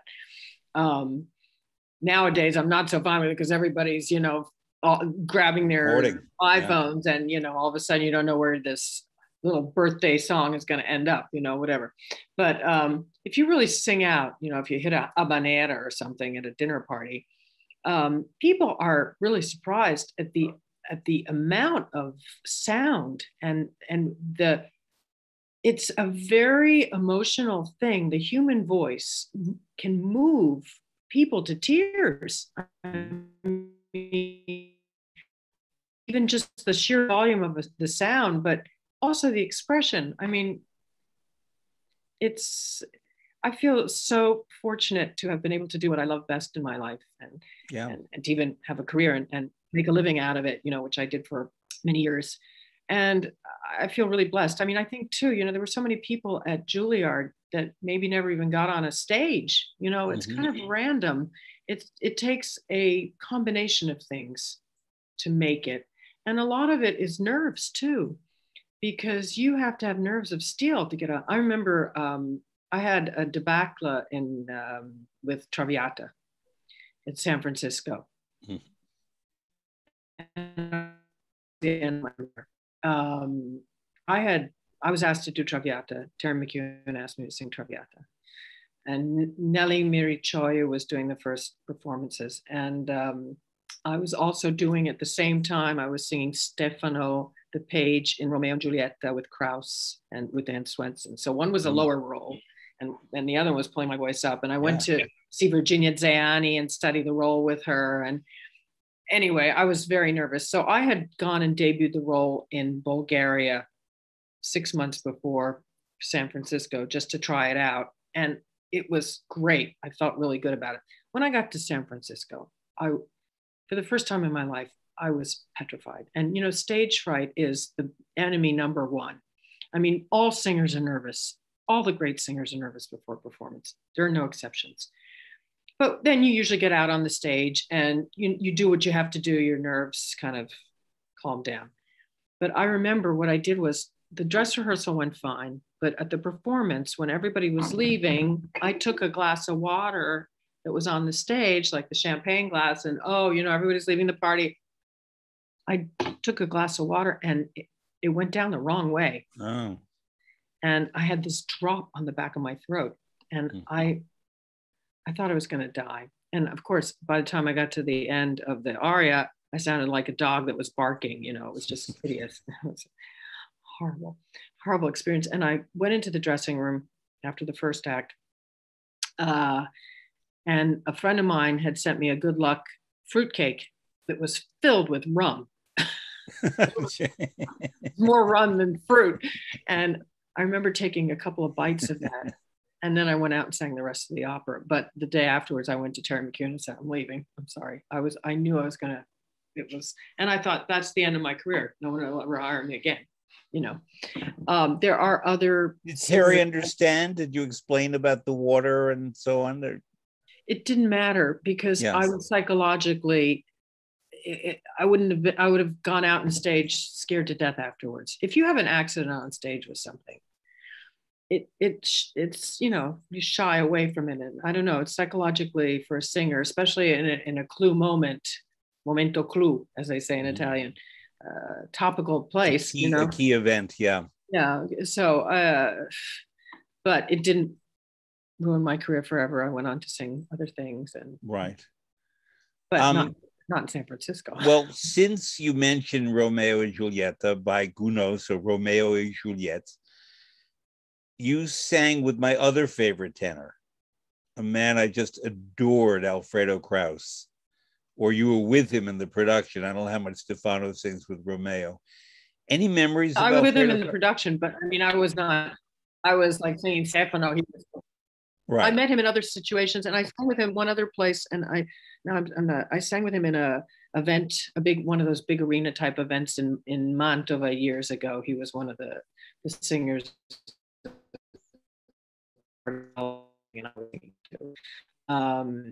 What can you say about Kraus? In the 80s. He's a wonderful colleague. just a delightful man. You know, I met a lot of these wonderful tenors. I sang with Peter Dvorsky. I sang with Ligia Alva. I did Così fan tutte with him. I sang with John Alexander. I did some Hofmanns with him. I did Domeneo with him. Krauss. And then, you know, I sang with some wonderful baritones too, from Thomas Hampson to Justino Diaz.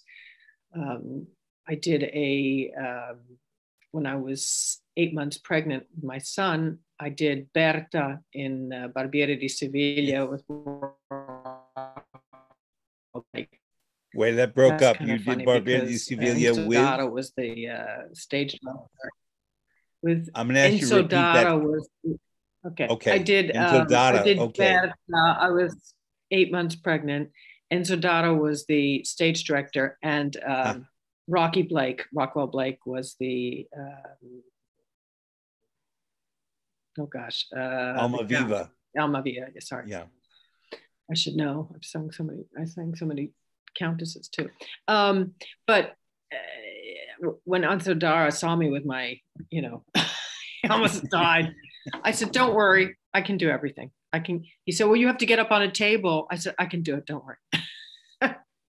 I never thought I'd sing Berta, but it's plausible that Berta could be pregnant. A number of years ago in Paris, saw Anna Netrebko and Joyce DiDonato as Romeo and Juliet in the Capuletti Montecchi, and Anna Netrebko was about 7 months pregnant. And a pregnant Juliet is less believable than a pregnant Berta. No, but I had a costume. I put a fake nose on. I had a gray wig, and I had a costume where it's probably politically incorrect to say this, but I look like Mammy, you know. And you know that cookie jar they used to have? Okay, so I had a costume like that. So you couldn't even tell. But I was also pregnant when I sang the Mikado, and I had... Were you Yum Yum? I was Yum Yum. But you couldn't tell. If you see the pictures of my Yum Yum, you couldn't tell. But that's beautiful Italian dressmaking. The kimono and the obi, and the other two singers were fatter than I was anyway, so it didn't look funny. You know, a little note about Enzo Dara, who people don't remember, he's no longer with us, was a wonderful comic performer who sang a lot of Dr. Bartolo in Barbiere di Siviglia. He was also a very good cook. And when I wrote my first cookbook, other artists gave me recipes, not just Luciano, those Luciano who started it, but Enzo Dada was from either Padua, Padova, or nearby, and gave me a dish that had a lot of beans in it.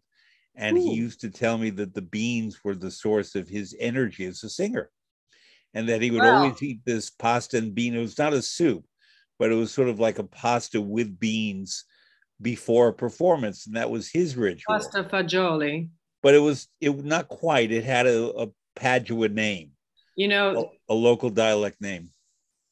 There's a saying in Italian, "Un bel tacere non fu mai scritto," which basically means anything that you don't say can't be written down. So I'm not going to comment on his beans on the stage. I'm sorry.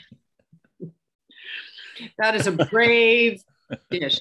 I do remember Caballé, when she was in the middle of a performance, would have a steak in her dressing room. Yes, yes. I mean, well, Beverly Sills religiously at 4 p.m. on the day of a performance would have a steak. Always. That was her used to eat a meal. steak and eggs, pasta, steak and eggs. Mm-hmm. On the day. Yep, I know. But I other artists ate nothing. Of pasta around 6 p.m. Yeah, because I would need that sustenance. But other artists, I know many artists who would eat nothing before, but then after. Birgit Nilsson would have bottles of beer in the wings and would, you know, sing electro and then have a little bit of beer underneath the set.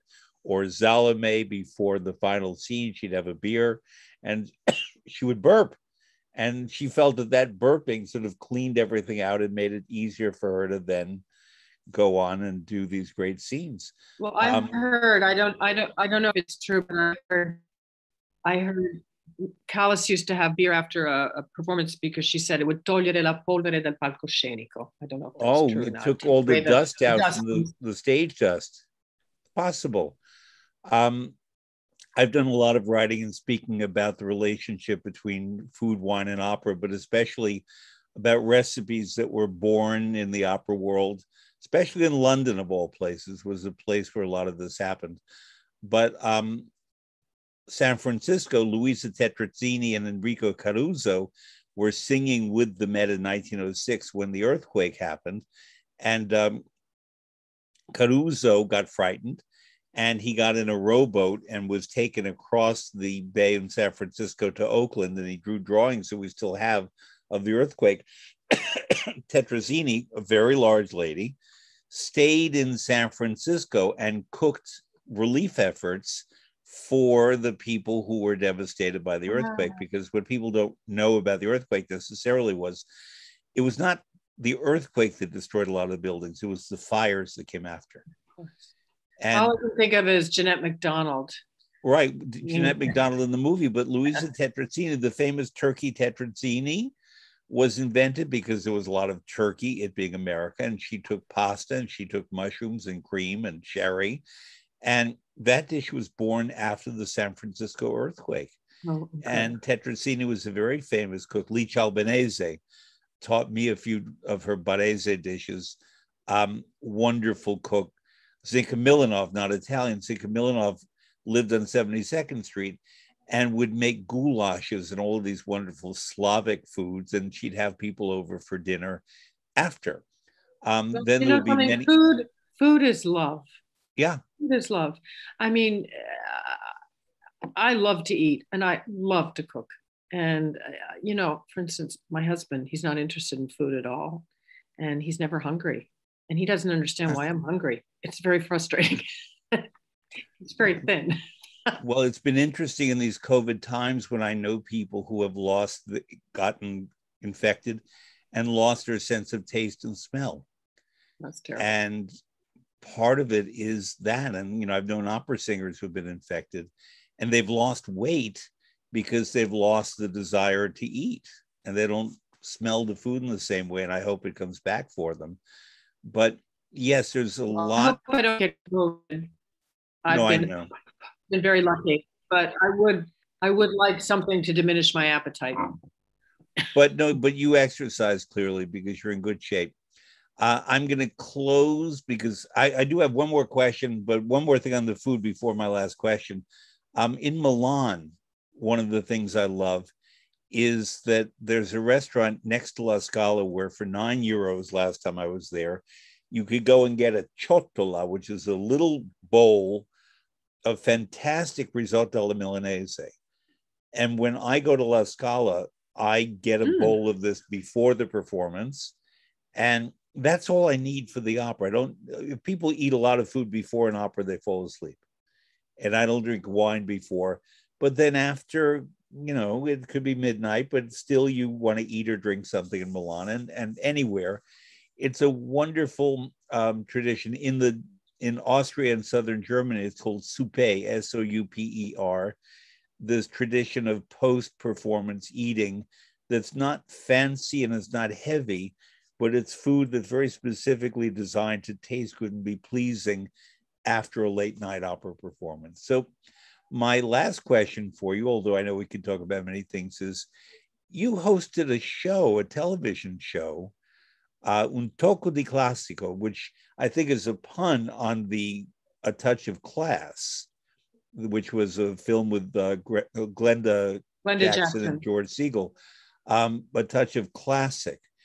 And of course, you had Luciano on it, but you also had Raina Kabiavanska and Mirella Freni and Placido Domingo and so on. How did it come to pass that an American would host a show on Italian television? I don't know why they thought of me, but I have to say, my dream has always been my secret desire to host an international broadcast, which is exactly what you're doing, Fred. Yeah. So I'm totally in admiration, but I'm also a little green with envy.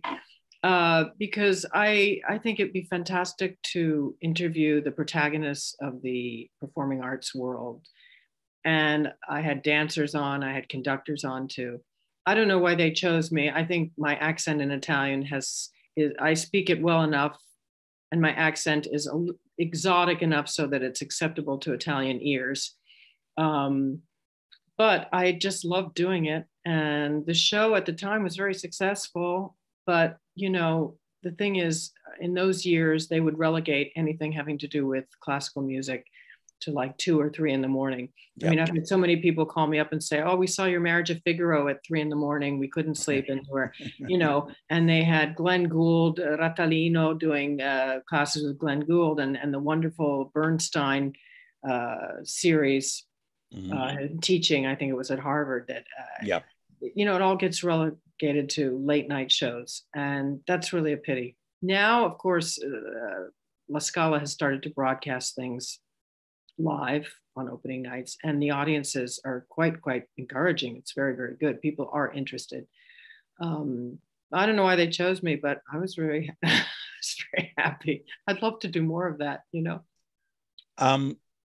I know that one of the people you interviewed was someone who influenced me greatly, was Carla Fracci, who was one of Italy's greatest ballerinas, one of the world's greatest ballerinas. She died not too long ago.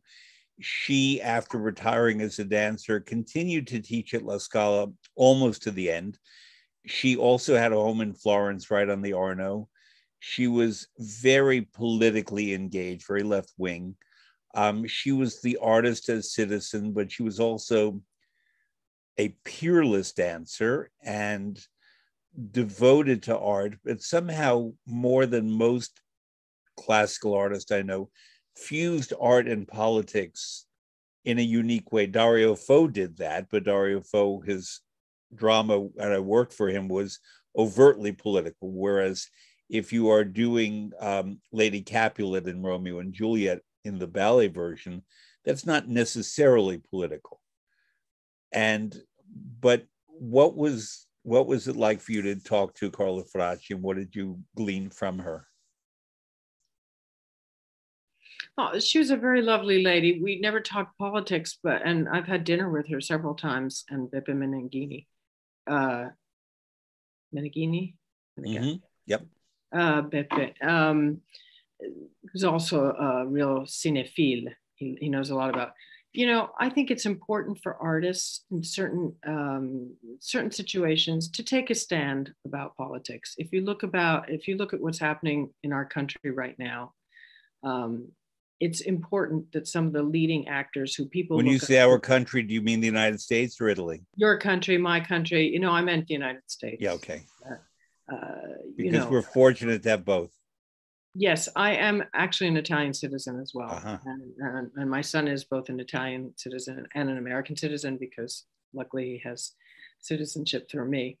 But when you look, lots of people look up to Hollywood stars and movie stars. And I think when they take a stand on certain important issues, it is very helpful for the general public. And I think it comes with a certain responsibility of being a public figure, not necessarily.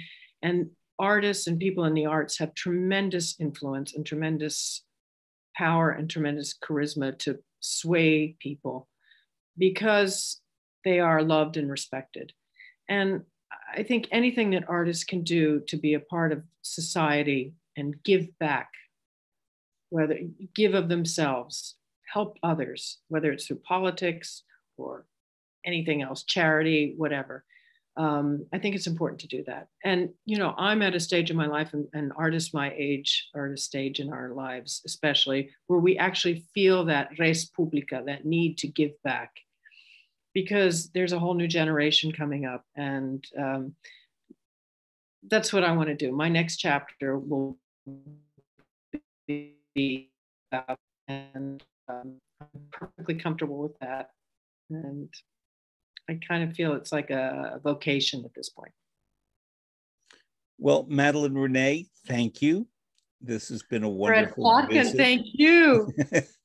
I learned that from Carol Channing, actually. This is not name dropping, but she would always say someone's full name when she would say goodbye to them and thank them. Well, Fred Plotkin, thank you very much.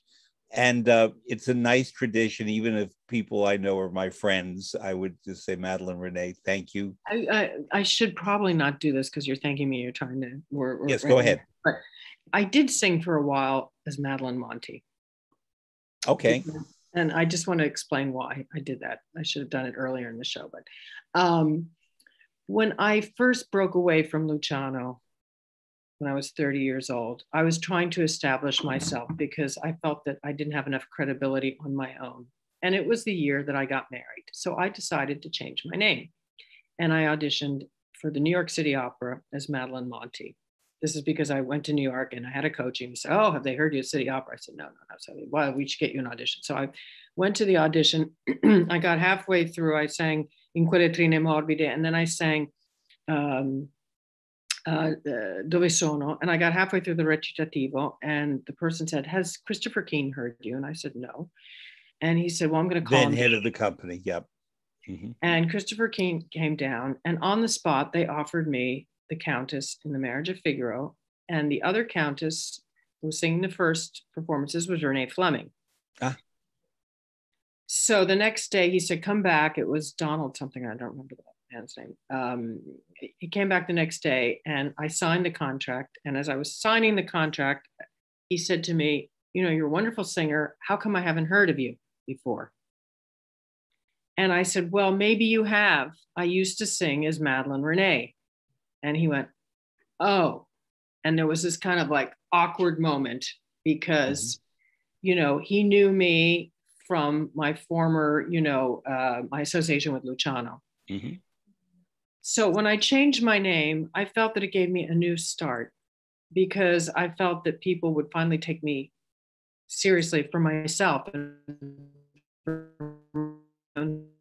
So I sang for about 16 years as Madelyn Monti. And then when I met my second husband, who I hope is my last husband, I went back to using Madelyn Renée professionally. Okay, that's all I wanted to say. That's okay. Was Monti the surname of your first husband? Yes. Okay. My son's name I thought too. Maybe you were singing in Trovatore Ai Nostri Monti, and you thought, well, that sounds good. Ai Nostri Monti. Yeah, okay.